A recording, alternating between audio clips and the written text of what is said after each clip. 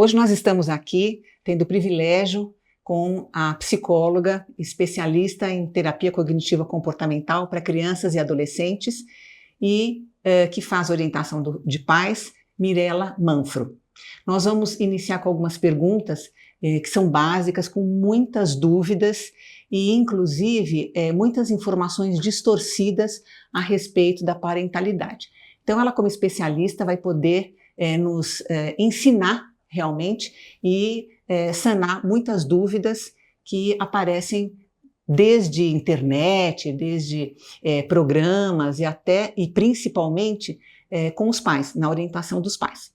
Então seja bem-vinda, Mirela, é um enorme privilégio ter você aqui. Muito obrigada pelo convite. E nós vamos começar falando um pouquinho, né? Se você pudesse explicar para a gente quais são as grandes mudanças na educação, na forma de educar, comparadas com as décadas anteriores. Como é que está isso, essa mudança, e quais são as principais, de fato?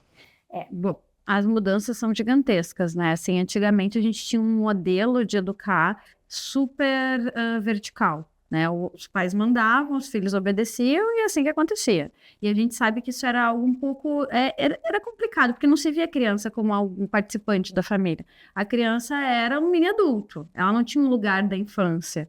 Então, os pais mandavam, obedeciam com muita agressividade, com muita rigidez. Né? E à medida que os tempos foram passando, que foi se estudando mais a infância, que foram se falando mais sobre isso, a infância começou a ocupar um lugar mais privilegiado. Né? Então, a criança começou a ser vista como alguém que tinha um desenvolvimento diferente do adulto.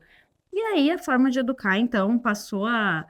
e hoje a gente talvez esteja num extremismo disso, né? Com muita permissividade, inclusive até beirando um pouco a negligência. Então, acredito que a gente precisa até buscar um meio termo disso. Por isso o tema parentalidade é tão importante nos dias de hoje. A gente falar sobre as mudanças, sobre o que funciona, o que não funciona, qual é o lugar da criança na família e tentar buscar o equilíbrio, que não seja tão agressividade, com aquela coisa mais submissão, você vai fazer o que eu estou mandando, mas também não a negligência beirando ali o desinteresse, assim, faz o que quiser, assim, e os filhos mandando nos pais, que também não é o mais adequado. Tá. Agora, assim, e no seu olhar, qual que é o preparo que esses pais têm, né, que as pessoas têm, para exercer essa nova, vamos dizer, esse novo manejo com os filhos? Como é que as pessoas estão preparadas para isso? Então, Fátima, eu vejo como o preparo quase inexistente. Porque a gente está inundado de informação, então a gente tem hoje a internet com milhões de informações sobre o que a gente quiser, mas acaba confundindo muito os pais. E cursos preparatórios para parentalidade existem no sentido de trocar fralda, dar mamar, como amamentar um bebê, mas não se fala sobre os aspectos psicossociais da criança. Não tem nenhum curso, não tem nada que a gente possa falar embasado na ciência, que a gente entenda que funciona, porque a parentalidade vai fazer os pais mudarem de lugar na família. O pai e a mãe vão passar a ocupar um outro espaço. Essas pessoas que serão pais, eles vão buscar uma nova identidade, inclusive. Então, eu preciso estar preparado para isso, mas a gente não fala muito sobre isso, infelizmente.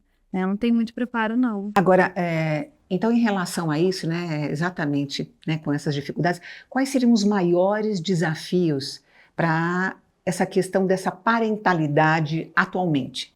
Eu acredito que os maiores desafios, primeiro, é buscar a informação correta, que seja embasada na ciência, que a gente entenda o que funciona e o que não funciona. Segundo, é não seguir as fórmulas mágicas das redes sociais, dessa informação que a gente acaba sendo inundado dia a dia, entender que não existe fórmula mágica na educação, existe o que funciona para cada família. E se tem uma maior dificuldade, buscar um profissional adequado para orientar esses pais.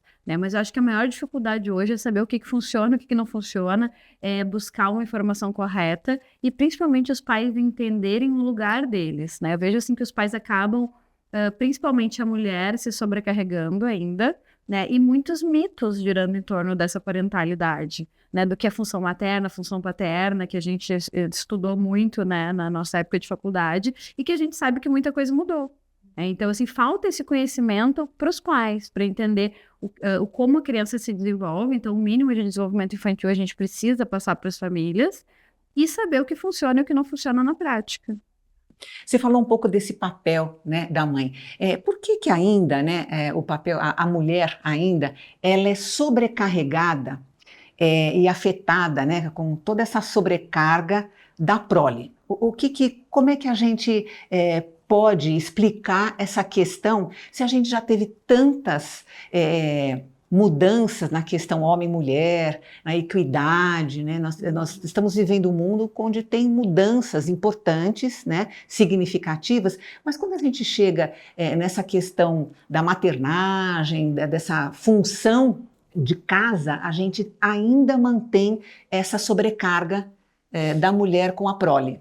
Porque é algo construído culturalmente, né? E por falta de informação também. Então, o que eu vejo? Eu não vejo que as mulheres melhoraram muito. Eu falo às vezes que as mulheres talvez tenham melhorado um pouco para pior, porque a gente ocupou vários espaços, a gente sai no mercado de trabalho, a mulher agora busca ser bem-sucedida, ter o autocuidado, mas também continua com a sobrecarga dos filhos, e isso fica meio injusto para as mulheres, né? E o que eu vejo que acaba contribuindo para que isso aconteça é a ideia de a gente achar que existe uma função materna, que a mulher tem esse instinto materno. Então, se falava muito sobre isso. Não, a mulher, ela sabe o que fazer com o bebê. Ela tem esse instinto materno e hoje a gente sabe, respaldado pela ciência, que não existe instinto materno. Que existe 2 adultos que vão estar capacitados para cuidar daquele bebê e tudo que a mulher faz, o homem pode fazer também. Então, a gente precisa hoje falar de papéis da parentalidade e não mais de função materna ou função paterna. Hoje a gente fala de função parental, que qualquer adulto capaz é capaz de fazer, qualquer adulto, né, que consiga exercer essa função. Então, antigamente a gente falava que a função materna era a função de nutrir, é a função de dar amor, de dar carinho, e a função paterna seria o que dava o limite, né, o que fazia o... E aí vocês imaginam hoje como é que a gente vai lidar com famílias, por exemplo, de casais homens, casais mulheres, todas as mudanças das configurações familiares. Então a gente não fala mais em função, qualquer um que esteja disposto a ocupar essa função é capaz de fazer.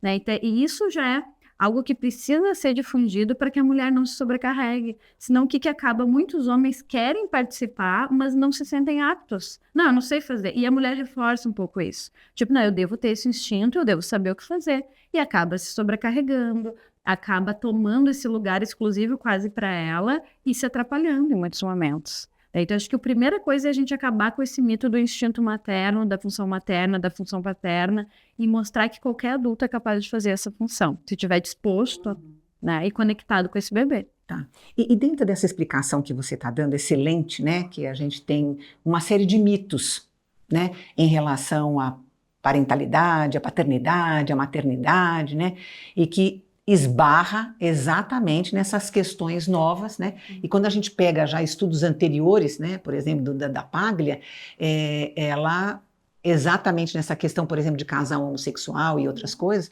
ela diz que é extremamente viável e que não existe a menor propensão de que, porque são casais, é um casal homossexual que vai interferir na sexualidade. Né? Então, vai muito de acordo com o que você está falando, estudos que são muito consistentes. Né?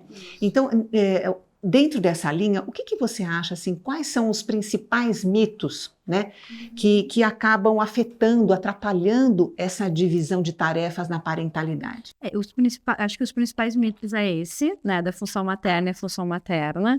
A ideia de que a mulher vai saber o que fazer naturalmente, então no momento que nasce a cria, ela vai brotar esse instinto materno e ela vai saber exatamente o que fazer. Isso já acaba atrapalhando a mulher, porque nasce o bebê, muitas vezes a mulher está com aquele boom de hormônios, está vivendo o puerpério e não sabe o que fazer, mas ela deveria saber o que fazer, então já nasce uma culpa errada para essa mãe. Então a gente fala assim, nasce a mãe, nasce uma culpa. A gente precisa acabar com isso, né? Porque ela precisa dividir, perguntar, buscar ajuda e também mostrar para esse pai ou, enfim, né? Se a gente está falando de um casal heterossexual, esse companheiro para entrar vem, me ajuda. Tu também é capaz, tu também consegue fazer. Então, primeiro acabar com esse mito, acho que é super importante, e entender que esse bebê vai precisar de um tempo. Outra coisa que eu vejo muito, assim, é a ideia do amor, né? Nasceu a criança, meu Deus, amei, estou apaixonado. Não, o amor é construído também. Então, muitas mulheres acabam se culpando por nascer aquele bebê, e a gente sabe que a sobrecarga da maternidade, da paternidade é muito grande.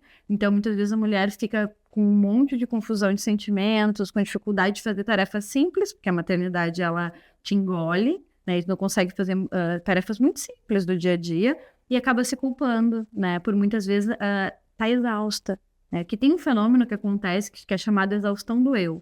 E esse fenômeno acontece com pessoas que vivem nos cuidados extremos de outra pessoa. Então, a gente vê isso em enfermeiros, em cuidadores, agentes de saúde, que é um fenômeno que diz que quanto mais tu fizer aquela tarefa repetida, sem pausa, tu começa a desfocar do que é importante, né? Então, a mulher, principalmente a mulher, precisa...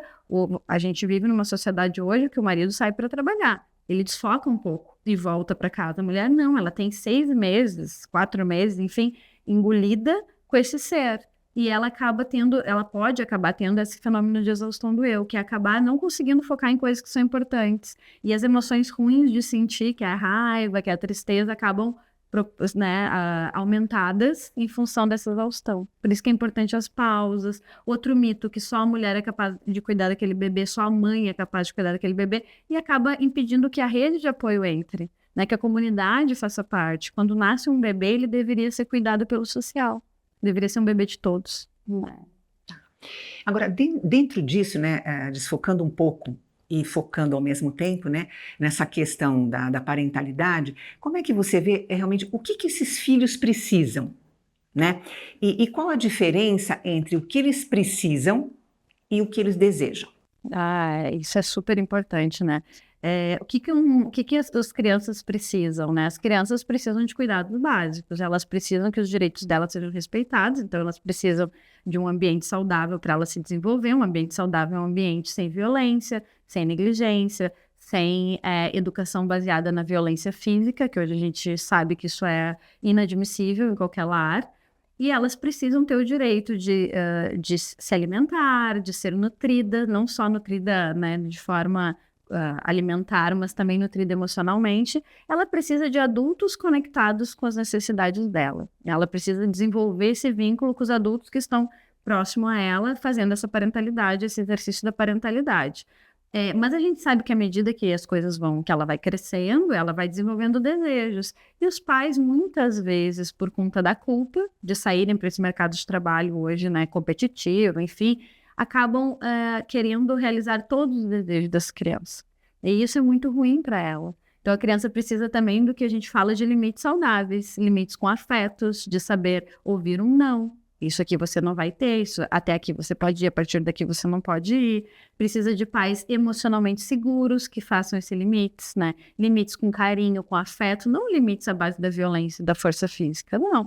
Pais seguros das suas funções, que consigam exercer isso no dia a dia, né? Então, pais que não estejam inundados com a culpa, pais que estejam tranquilos nas suas funções, e isso é muito difícil hoje em dia, né? Exatamente por essa competitividade do mercado de trabalho, pela rotina exaustiva que as pessoas levam, a culpa acaba tomando conta da relação e os pais acabam achando que eles precisam realizar os desejos dos filhos todos. E não que não possa, de vez em quando, realizar um desejo do filho, claro que pode, mas não sempre, né? E com muita responsabilidade disso também. Uhum. E assim, dentro disso que você está falando, né, qual a importância de falarmos sobre educação socioemocional nas famílias?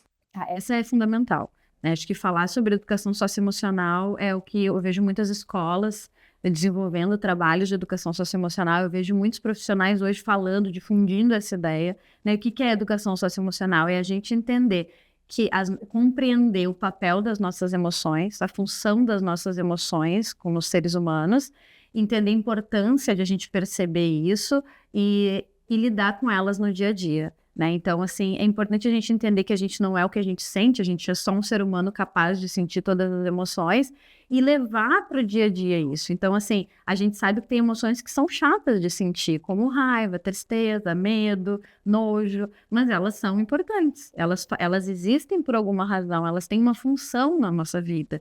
Então, quando a gente mostra para uma mãe, você não é ruim por estar irritado com seu filho, né? Você não é uma pessoa ruim, você é só uma pessoa que sente raiva. Agora, claro, se a raiva estiver muito alta, muito exacerbada, provavelmente essa mãe vai fazer besteira, vai agir com mais agressividade, com mais violência. Se ela tiver com pouca raiva, ela não consegue colocar limite nos filhos. Então, ela precisa de uma raiva regulada, que a gente diz. A gente precisa que as pessoas entendam esse conceito, né? Que as pessoas difundam esses conceitos também no dia a dia. Então, uma criança, ela não é ruim por ela estar sentindo raiva da mãe. Ai, filho, como você pode sentir raiva da mãe, né? A mãe faz tudo para você. E aí a mãe morre de culpa, né? Não, a criança tá bem de sentir raiva, tá tudo certo, ela é um ser humano sente raiva, mas isso não dá o direito dela ser agressiva, dela agir com violência dentro de casa, de ela quebrar a casa. Não, ela precisa ensinar os seus filhos a regular suas emoções, né? E hoje, então, esse conceito de educação socioemocional precisa ser mais difundido para as famílias, nas escolas, né? E isso também pode servir como um preparo maior para a parentalidade. Se a gente difunde esse conceito, os pais talvez se sintam mais confiantes e mais fortes para entender aquele monte de emoção que surge quando eles se tornam pai. Agora, dentro disso que você está falando, né? Por que que é importante os pais cuidarem de si, né? E estarem alerta para alguns sinais que possam intervir nessas relações, possam intervir até mesmo nas questões pessoais, né? E principalmente nessas funções dos cuidados, né? Sim, isso é super importante, assim, os pais precisam cuidar de si, né, é importante, como a gente falou do conceito de exaustão do eu, é importante que façam pequenas pausas, é importante que os pais tenham tempo para olhar para si, porque a maternidade, a parentalidade, ela é tão exaustiva que leva as pessoas a não olharem para si, a focarem naquele cuidado exaustivo, sem parar, repetitivo. Então, a importância de a gente ver alguns sintomas e poder se cuidar. E como que isso acontece hoje, se a gente está cada vez mais isolados dentro das casas, né? Não existe mais essa cultura social do pedir ajuda para um vizinho, pedir ajuda para um parente, Não, as pessoas estão cada vez mais fechadas dentro das suas casas.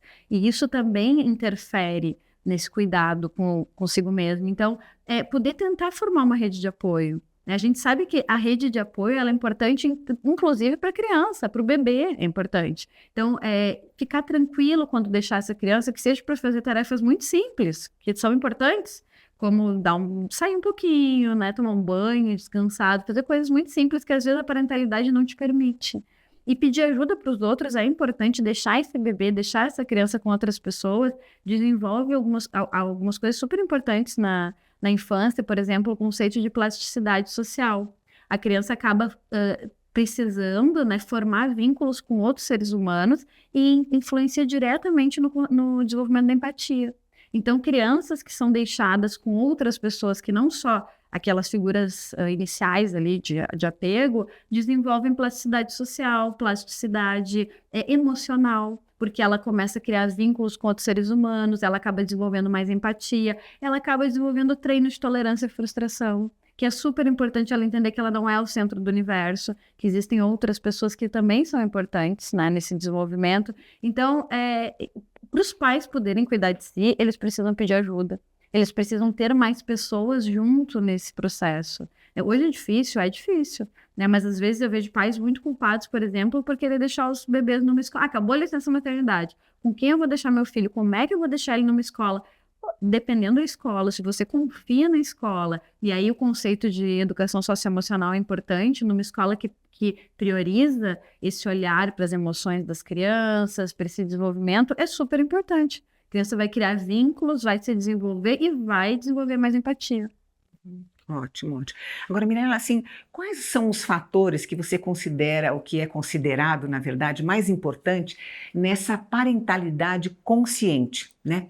E assim, qual que é o impacto que isso pode ter ou que vai ter nas gerações seguintes? Assim, eu falo que maternar, né, paternar, então exercer a parentalidade muda o futuro, né? Porque a gente precisa ter muita responsabilidade quando vai ter um bebê. A gente precisa entender que está criando um ser humano e esse ser humano vai povoar o universo, né?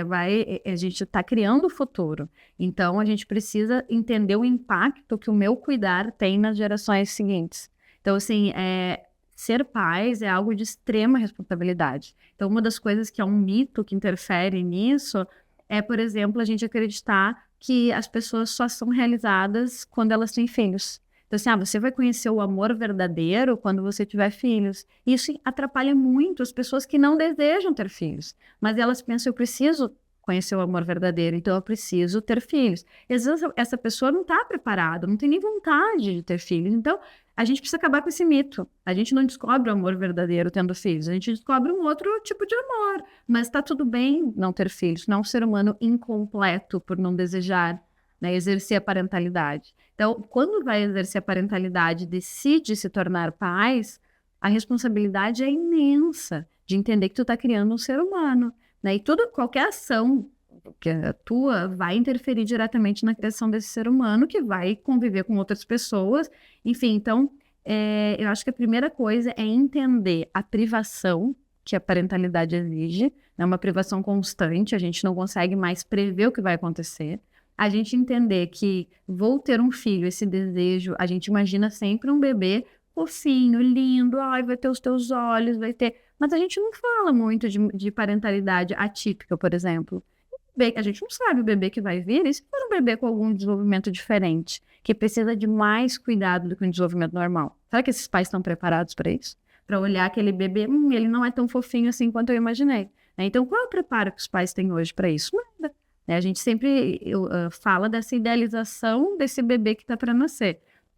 Depois, várias interferências sociais que acontecem. A exigência de que os pais têm que ser, como eu falei antes, ser bem-sucedidos em todas as áreas e cuidar desse bebê que é exaustivo, né? E entender que não é uma matemática correta, porque os pais podem fazer tudo certo e mesmo assim as coisas não funcionarem como a gente acha que vai funcionar. Então, a educação dos filhos, ela é uma matemática incerta, né? E ela também faz os pais se privarem de muitas coisas, né? Então, assim, às vezes a criança fica doente, a criança precisa de muitos cuidados, a criança precisa que os pais abdiquem de muitas coisas da sua vida. Será que esses pais estão preparados para abdicar de muitas coisas em função sem jogar nessa criança a culpa, né? Por tua causa eu deixei de fazer algo que eu sempre sonhei. Então, para ser pais, os pais precisam ter essa responsabilidade desse papel que estão assumindo no momento que eles escolhem e decidem ter filho. Extremamente importante, né, isso que você falou, de forma geral, mas tem uma coisa muito forte que está acontecendo hoje, né, o avanço do uso de substâncias, né, desde álcool, né, nessa questão familiar, a gente já tem pesquisa, acabou de sair uma pesquisa muito importante em relação ao impacto da dependência química nos filhos, né, porque tem essa coisa também da transgeracionalidade, a gente aprende com o modelo, não com o viés do modelo. Né?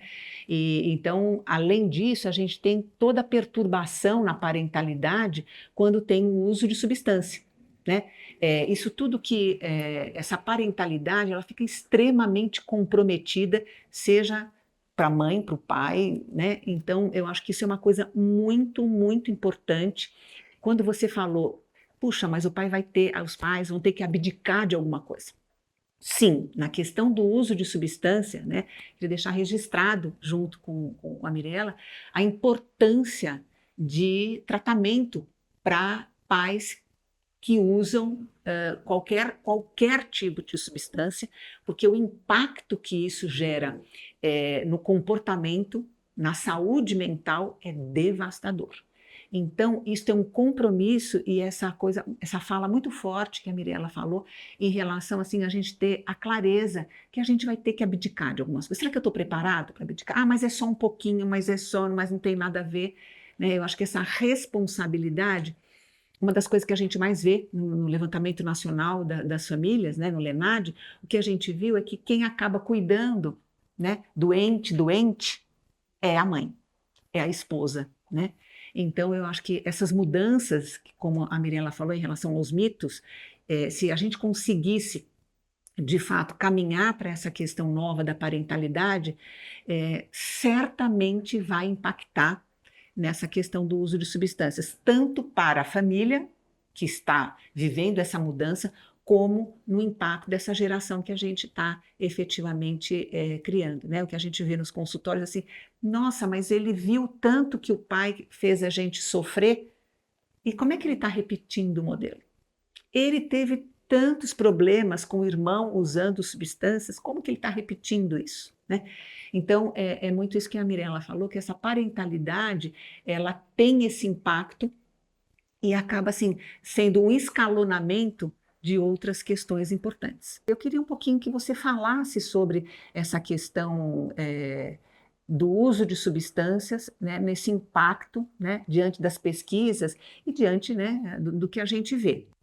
Fátima, eu falo que na psicologia a gente chama de modelagem, né? Na linguagem popular a gente diz exemplo, né? O exemplo vindo das figuras de referência para a gente, que são os nossos pais, são exemplos muito fortes.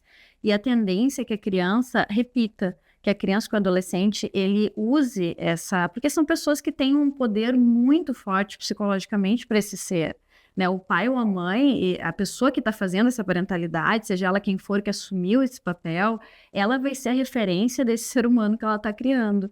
Então, o que eu percebo também no meu consultório, é as pessoas dizendo assim, mas eu prefiro que ele use aqui em casa, que seja álcool, que seja um tipo de substância, porque está num ambiente controlado, está sobre os meus olhos. E isso é a pior coisa que um pai ou uma mãe pode decidir pelo seu filho, porque ela está estimulando, ela tá dando ok, filho.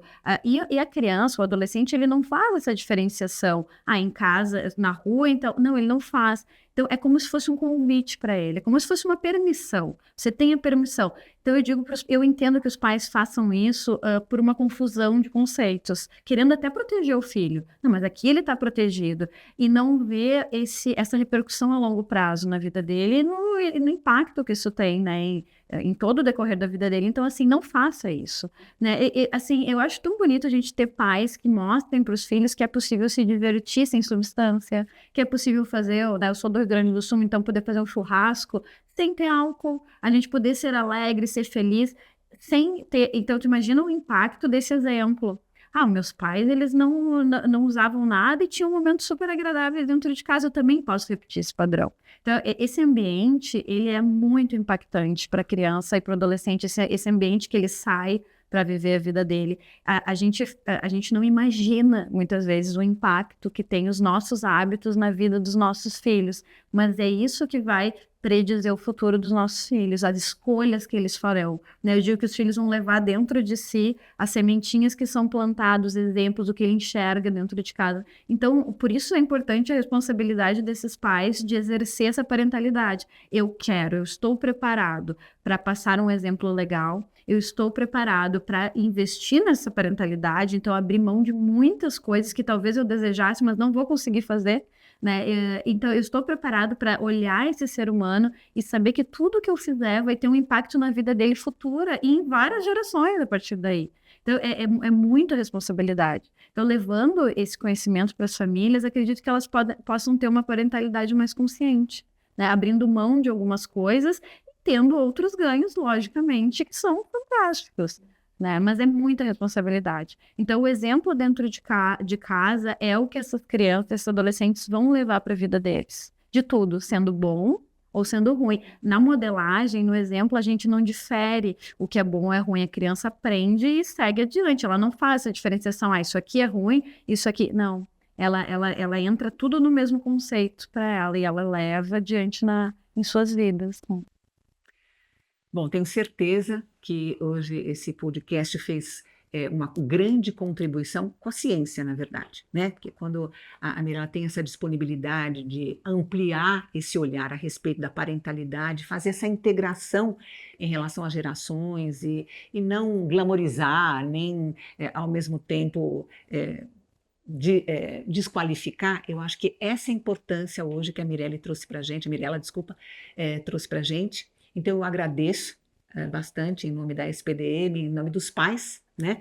Em nome da comunidade, a tua contribuição. E espero que a gente possa estar juntos em outras oportunidades.